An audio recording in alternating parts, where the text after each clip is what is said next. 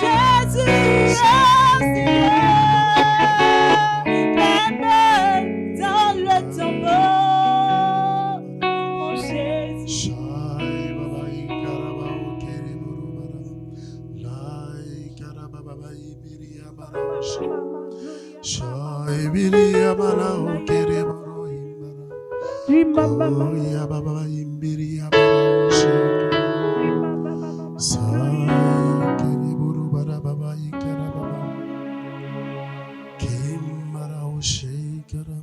Oh Seigneur, nous te bénissons. Nous te bénissons, envahis ce lieu. Envahis ce lieu, Père, envahis nos cœurs. Parle-nous à nouveau en ce soir. Parle-nous, parle à nos cœurs, parle à notre esprit. Seigneur, renouvelle notre esprit, renouvelle la force en nous.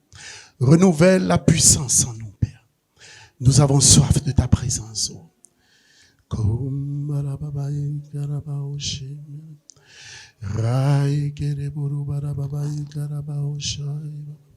Merci, Père, pour ta présence.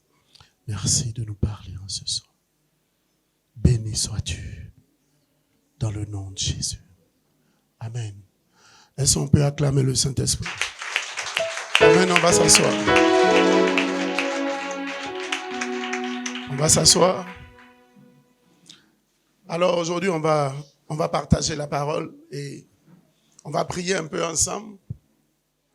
Amen, pour que la gloire de Dieu soit manifestée, pour que le royaume soit pleinement manifesté sur les œuvres de l'ennemi au nom de Jésus. Amen. Alors le thème de cet après-midi, c'est comment renverser les forteresses de Satan. Amen. Comment renverser les forteresses de Satan. Amen. Alors, il faut savoir que Satan a des stratégies, Satan a des plans, Satan a beaucoup de choses. Et le plus souvent, le problème que les chrétiens ont, c'est de prendre l'ascendant sur les œuvres de l'ennemi. On prie Dieu, dans les bons temps, on est content, mais quand il arrive l'adversité, on est un peu égaré, on n'a pas de repère. C'est comme si on était laissé à nous-mêmes. Mais en fait, au travers de cet enseignement, on va t'apprendre, on va réveiller le géant qui est en toi, parce qu'il y a beaucoup de choses que Dieu a déposées en toi. Amen. Comment renverser les forteresses de Satan? Alors, cet enseignement sera très simple. Je veux mettre les bases, les fondations de ta vie. Si tu comprends, il sera facile d'opérer dans une dimension beaucoup plus élevée. Amen. Alors, au commencement, au début, Dieu a créé l'homme. Genèse 1, verset 26. Il a créé l'homme à son image et à sa ressemblance. Mais lorsqu'il a créé l'homme, il lui a donné la domination sur la terre. Amen. Donc, l'homme a été créé pour dominer. Dis à ton voisin, l'homme a été créé pour dominer. Amen. Mais Satan n'a pas été créé pour dominer. Donc, Satan était jaloux de l'homme. Puisque l'homme a eu le pouvoir de régner sur la terre, et Satan n'a pas eu ce pouvoir. Et Satan sait qu'il ne peut pas avoir ce pouvoir de Dieu. Donc, qu'est-ce que Satan a fait? Parce qu'il sait que Dieu a donné le pouvoir à l'homme sur la terre. Pendant que Dieu te donne le pouvoir, il donne le pouvoir à l'homme, il ne peut pas donner le pouvoir à une autre créature. Donc, Satan savait qu'avec Dieu, c'était fini. Il ne pouvait pas avoir ce pouvoir. Donc, qu'est-ce qu'il a fait? Pour avoir ce pouvoir, il s'est retourné vers celui à qui on a donné le pouvoir. Amen. Je veux que cet enseignement soit très simple et que tu puisses comprendre. afin que tu puisses opérer dans la dimension de fils de Dieu. Amen. Donc, comme il ne peut pas avoir ce pouvoir de Dieu, il dit, d'accord, je vais chercher ce pouvoir chez l'homme. La Bible dit, celui à qui tu obéis devient systématiquement ton maître. Amen. Donc, Satan va tout faire pour que l'homme lui obéisse. En ce moment, l'homme passe au stade d'esclave et Satan au stade de maître. Amen. Et c'est ce qu'il a fait dans le jardin d'Éden. La stratégie qu'il a utilisée était à 2 niveaux. La première stratégie, Satan prêche le faux pour avoir le vrai. Pendant qu'on a dit, tu peux goûter aux fruits de tous les arbres, mais sauf celui de la connaissance du bien et du mal, il dit, Dieu t'a dit de ne pas manger les fruits de tous les arbres. Et puis Ève dit, non, on a dit celui-là seulement. Il dit, ok. Maintenant qu'il est sûr, il va procéder à une autre stratégie. Le deuxième niveau de la stratégie, c'était quoi? C'était de mettre en doute la parole de Dieu. Satan va toujours mettre la parole en doute. Il va faire qu'il y aura une confusion en toi. En fait, dans la stratégie de Satan, il te fait miroiter les bonnes choses. Et quand tu viens, tu vois le mauvais côté. Amen. Regardez un peu. Prenez les hommes. Ou bien, on va changer d'exemple. Au début, le gars est doux, c'est pas ça? Il t'appelle toujours. Non, je ne suis pas en train de dire qu'ils sont Satan. Mais je dis, ils utilisent une stratégie qui n'est pas loin. Amen. Au début, il te montre les bonnes choses. On dit, regarde l'arbre même. L'arbre de la connaissance du bien. C'est ce qui est bon qu'on te montre. Quand tu finis de manger, le mauvais vient. Tu vois son vrai côté. Amen. Est-ce que ça ne vous rappelle pas quelque chose? Mais au nom de Jésus, tous les hommes seront bons maintenant. Amen. Donc, la stratégie de Satan, c'est de te faire miroiter les bonnes choses et ensuite, tu vas voir le mauvais côté. Regardez, Satan va te dire que ce que tu as n'est pas suffisant. Satan va toujours te montrer ta faiblesse. Satan ne va jamais te montrer ta force. Et tu vas dire, oh c'est vrai, mais il me faut telle chose. Pourtant, tu l'as déjà.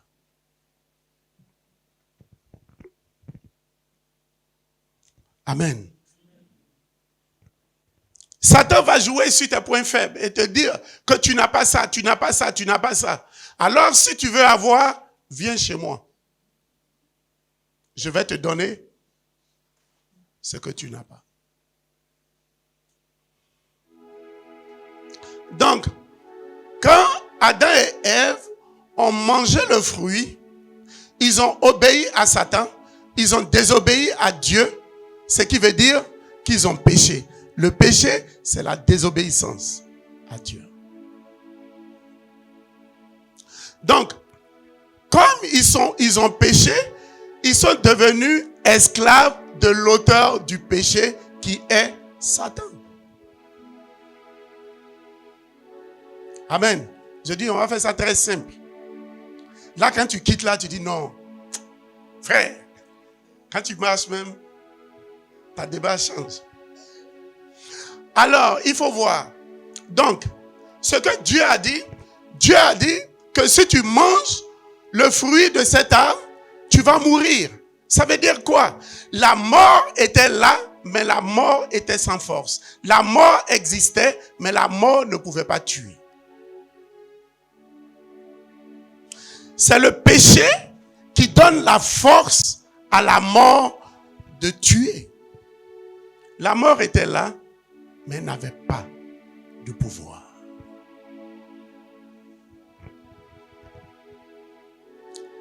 Je parle à quelqu'un? C'est bon? Donc, ce que je suis en train de te dire, tu es devenu pécheur ou pécheresse par nature.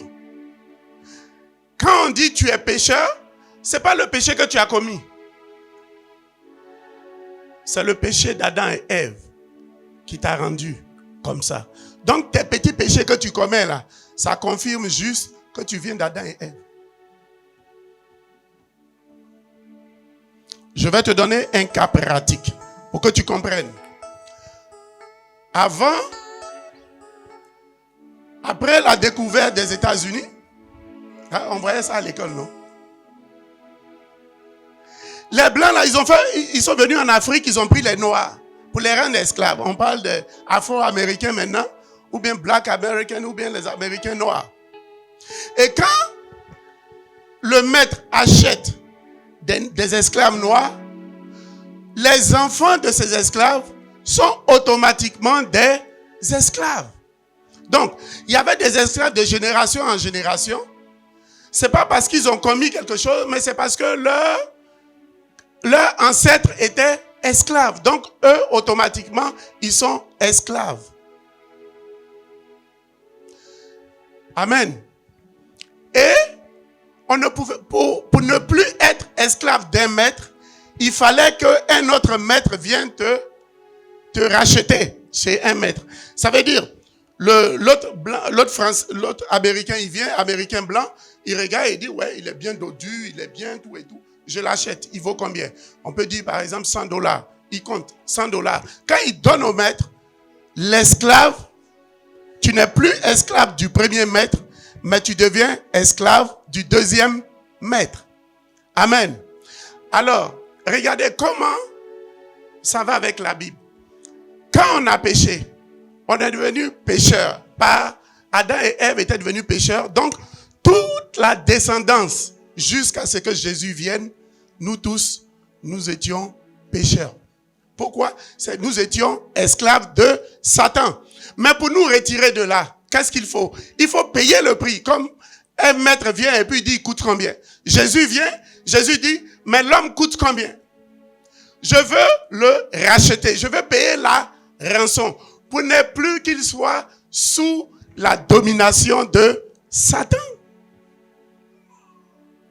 C'est pourquoi on dit le Christ t'a racheté. Pourquoi? Parce que tu as été acheté.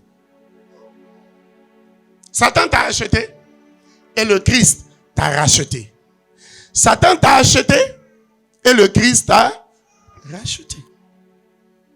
Mais le deal, c'était quoi? C'était pas une histoire d'argent. Parce qu'il est écrit dans la Bible, dans Romains 6 à partir du verset 23. Il est clairement écrit que le fruit du péché, c'est la mort. Donc, si Jésus devait payer, Jésus devait te racheter, Jésus devait mourir à la croix. Et la mort de Jésus te fait passer du royaume des ténèbres au royaume de la lumière. La mort de Jésus t'enlève sous le pouvoir de Satan et te met maintenant sous le pouvoir du Christ. Est-ce que je parle à quelqu'un? Est-ce que je parle à quelqu'un? Amen. C'est ce qu'il a fait. Donc, Jésus est mort. Il a payé le prix. Et toi, tu n'appartiens plus à Satan. C'est fini.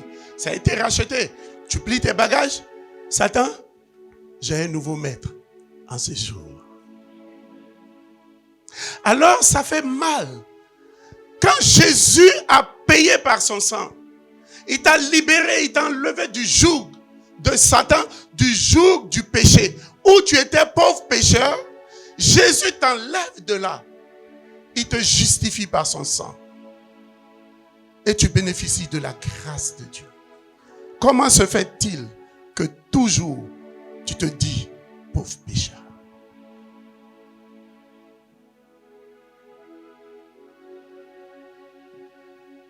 Il a payé le prix pour que tu ne sois plus.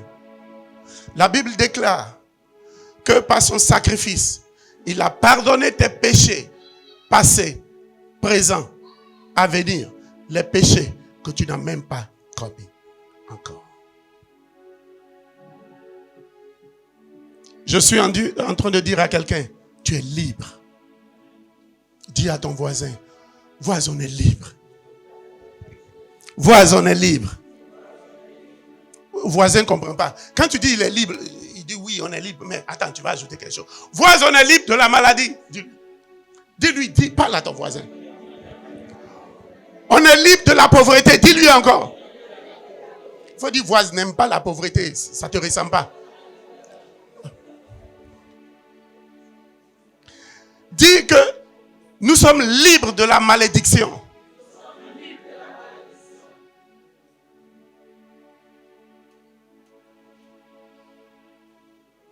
Jésus est mort pour que tu ne sois plus sujet de ces choses-là.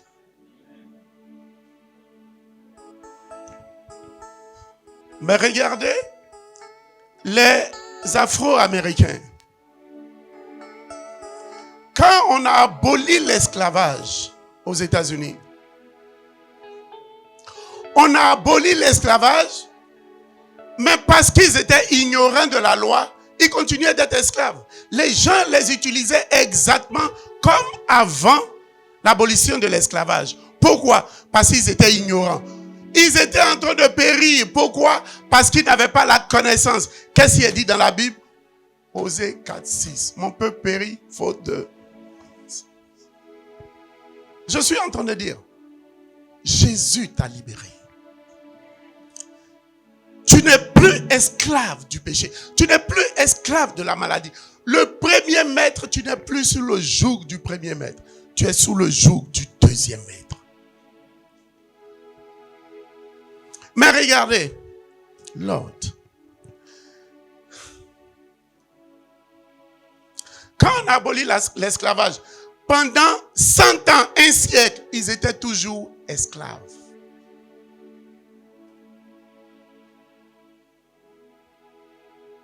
Attendez, un jour, dis à ton voisin un jour. Il faut dire un jour. Ça a commencé par une petite femme. Dis-lui. Regarde, les garçons ne parlent pas fort. On n'a pas dit ça a commencé par garçon. Petite et puis femme. Oh, acclamez les femmes. Acclamez les femmes. Regardez, il y a des garçons, ils savent figure. Ça n'a pas commencé par garçon. Amen. On a dit un jour, il y a eu une petite femme qui s'appelait Rosa Parks. Elle avait 43 ans. Elle est montée dans le bus. Les noirs s'asseyaient derrière. Parce qu'ils étaient esclaves. Les blancs s'asseyaient devant. La femme est venue. Elle s'est assise devant. Ah, le petit blanc vient. Allez, debout, va derrière. Elle dit, je ne me lève pas. Nous sommes tous égaux devant la loi. Amen. Elle connaissait la loi. Elle connaissait la loi. Regardez. Quand Satan conversait avec le Christ, Jésus ne s'est pas fatigué. Il connaissait la loi. À chaque fois, il lui disait, il est écrit. Il est écrit. C'est avec il est écrit là qu'il a gagné. Toi, tu gagnes avec quoi? Avec la loi. Et la femme, ils sont venus, ils l'ont bousculé, ils l'ont chassé du bus. On lui a donné une amende de $15 à payer. La femme dit, je ne paye pas. Il faudrait que je parte faire recours à la justice. Il faudrait que je parte me plaindre, je suis dans mes droits. Petite femme, on ne la connaissait pas. Elle n'était pas politicienne. Elle dit, je ne peux pas accepter cette amende de $15. Ce n'est pas possible parce que nous tous, nous sommes égaux devant la loi. Et c'est écrit dans la Constitution des États-Unis. La petite femme, elle s'est levée, elle dit non, Je n'accepterai pas ça. Et maintenant, quand elle seule dans son coin, elle s'est levée contre la justice des États-Unis. Est-ce que quelqu'un me suit? C'est là qu'il y avait d'autres pasteurs qui ont regardé la femme. Et puis ils ont dit non, on ne va pas la laisser seule. L'un des pasteurs était Martin Luther King. C'est là qu'a commencé le mouvement des droits civiques, civil rights aux États-Unis. Ils ont dit c'est pas normal. C'est pas normal. Deuxième pasteur, troisième, et le mouvement a commencé par une petite femme, Rosa Parks, qui connaissait la loi.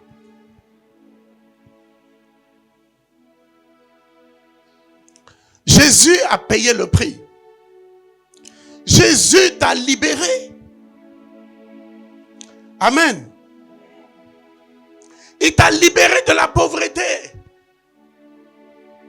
2 Corinthiens 8, verset 9. Mais tu es là et puis tu dis, ça fait rien.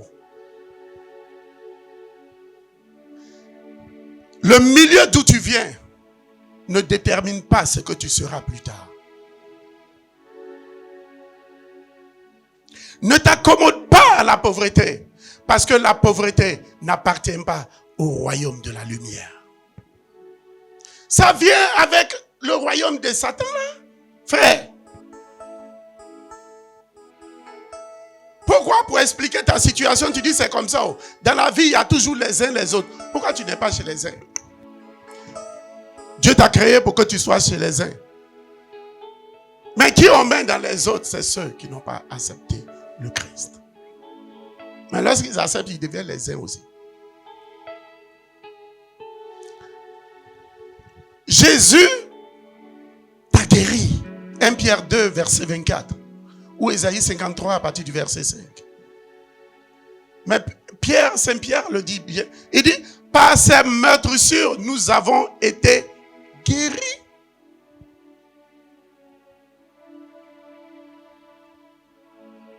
Alors tu as été guéri. C'est comme on a aboli l'esclavage. Et puis on dit lève-toi. Et puis les blancs continuent d'influencer les noirs. Ça veut dire le Christ a payé le prix, mais Satan continue de t'influencer. Quand Satan dit, c'est comme va derrière. Tu vas derrière ou tu fais comme Rosa Parks. Tu dis non. Ma position c'est là. Tu as besoin pour renverser les forteresses de Satan. Tu as besoin de te lever d'abord. N'accepte pas ces choses. Christ a payé le prix pour que tu sois libre. Dans la famille, ils ont des pactes, ils ont des machins, ils n'ont qu'à tout faire. Mais tu ne te sens pas concerné. Galates 3, verset 13. Christ s'est fait malédiction à la croix pour que tu entres dans les bénédictions des fils d'Abraham par la foi. On n'a qu'à dire, chez nous, on s'arrête au CP1. Ça ne concerne que Jean 1, à partir du verset 11. Pour ceux qui ont reçu la parole, pour ceux qui ont reçu le Christ, il leur a donné le pouvoir de devenir enfants de Dieu. Ils ne sont nés ni de la chair, ni du sang, ni de la volonté de l'homme, mais de la volonté de Dieu. Ça veut dire, à partir du moment où tu as accepté Jésus dans ta vie, tu es coupé de ton lien de sang. Am I talking to someone?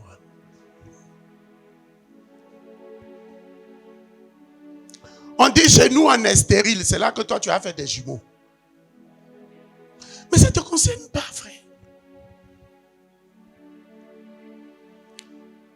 Au lieu de déclarer, au lieu de te lever, première chose, lève-toi, lève-toi. Deuxième chose, prends autorité. Aujourd'hui, on va s'amuser un peu, on va prendre autorité sur la maladie. Satan continue de régner dans le corps des gens. Vous verrez que c'est très facile. On va lui dire de dégager et vous verrez, il va dégager simplement. Pourquoi? Parce que Satan sait qu'il n'est pas légal.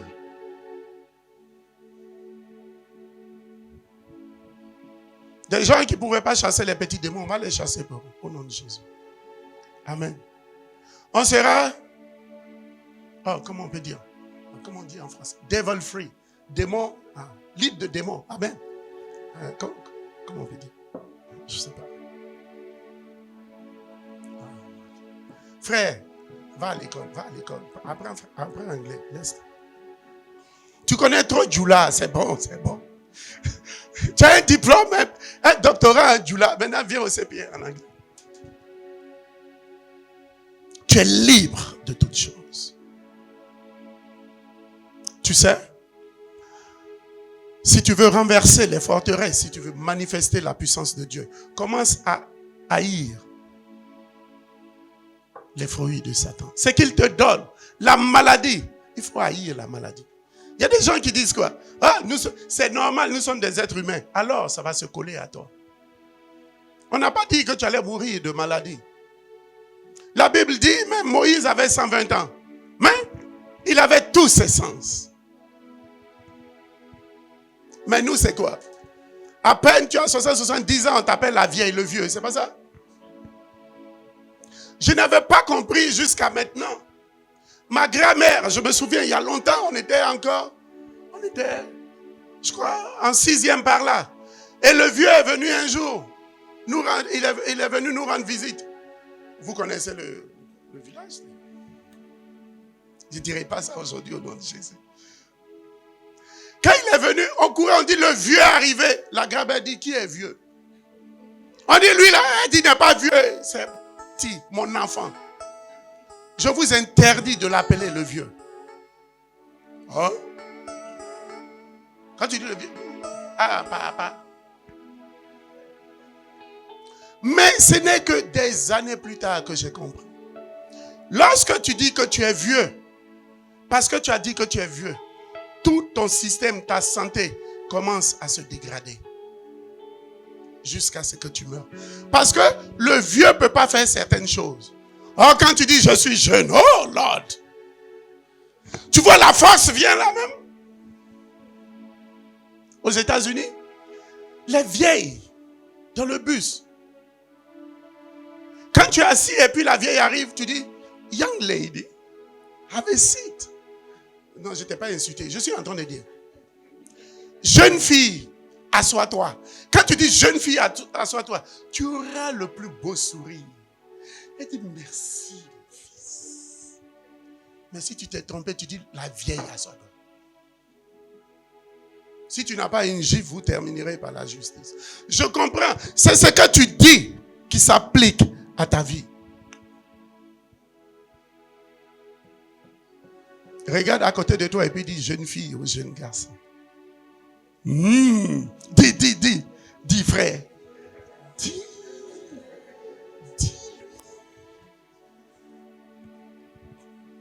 Qui est vieux dans la salle? Qui est vieille dans la salle? D'accord. Parce qu'il y a d'autres qui ne savent pas s'ils sont jeunes ou vieux. Donc on va dire, qui est jeune dans la salle? Qui lève la main? Alléluia. Amen. Dieu régénère tes forces comme un aigle. Il y a des stratégies si tu es fatigué pour activer la force en toi. Amen. Mais je veux te dire, comme Rosa Parks, lève-toi, n'accepte jamais certaines choses. Quand il s'agit de la maladie, tu vas te lever parce que la maladie est illégale. Vous voyez, c'est tellement illégal. Parfois, tu n'as pas besoin de parler beaucoup. Il y a des gens avec lesquels... On va faire la démonstration tout de suite, tu vas voir. Pendant que la personne dit qu'elle est malade, tu dis, ah bon? T'es sûr? Il dit oui, tu dis vérifie. Il vérifie. Il est même étonné parce que pendant qu'il parlait, la maladie a pris ses bagages. Et puis il dit, celui qui est là, préférera fuir que de fuir avec honte. C'est pas ça. Quand tu vas quelque part là, on vient te chasser, il faut te lever de la chaise doucement. Avant qu'on dise, ah monsieur, ici, c'est réservé, allez derrière. Donc, quand tu entends, là-bas, on est en train de dire c'est réservé, levez-vous. Avant qu'on arrive chez toi, tu te lèves et puis tu vas en douce. Avant qu'on te chasse devant les gens. C'est la même chose. Satan est illégal. Il va toujours se lever avant que tu le chasses. Pourquoi? Parce qu'il sait la puissance, la force que tu déploies. Il sait au nom de qui tu viens. Amen. Alors, il faut savoir que Jésus t'a justifié. Jésus a payé le prix pour que tu sois juste devant Dieu. Pour que tu sois saint devant Dieu.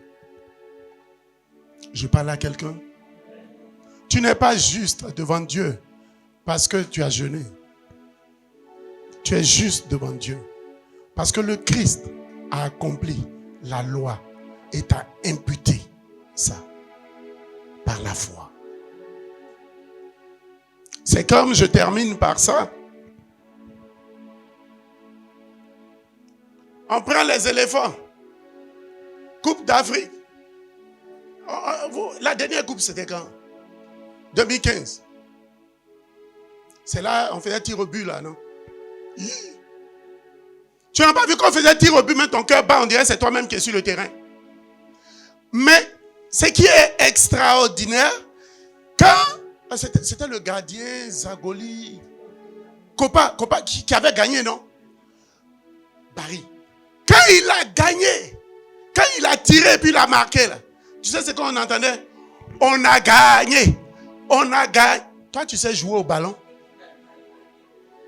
Mais j'ai vu ici, dans la rue, tout le monde courait. Vieux, petit, tout. On a gagné. On a gagné. Maintenant, si on les arrête, on dit stop. Qui sait jouer au football? Personne.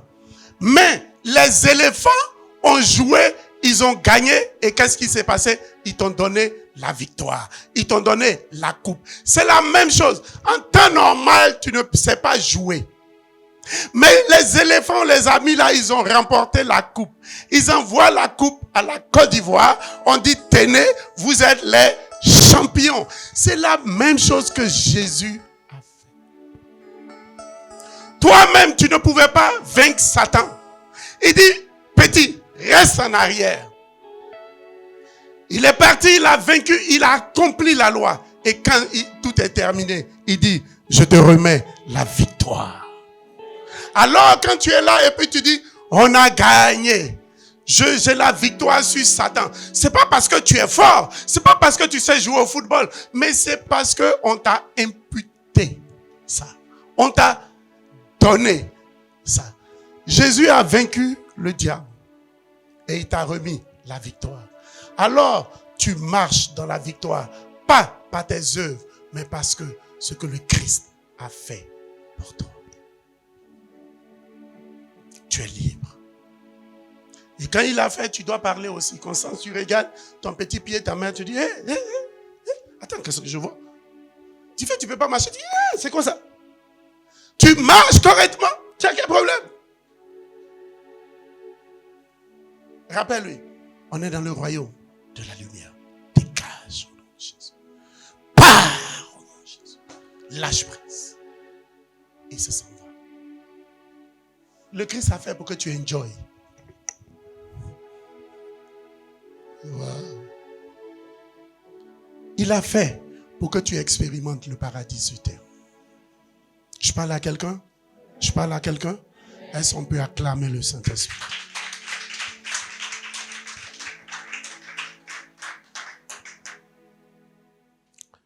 Amen.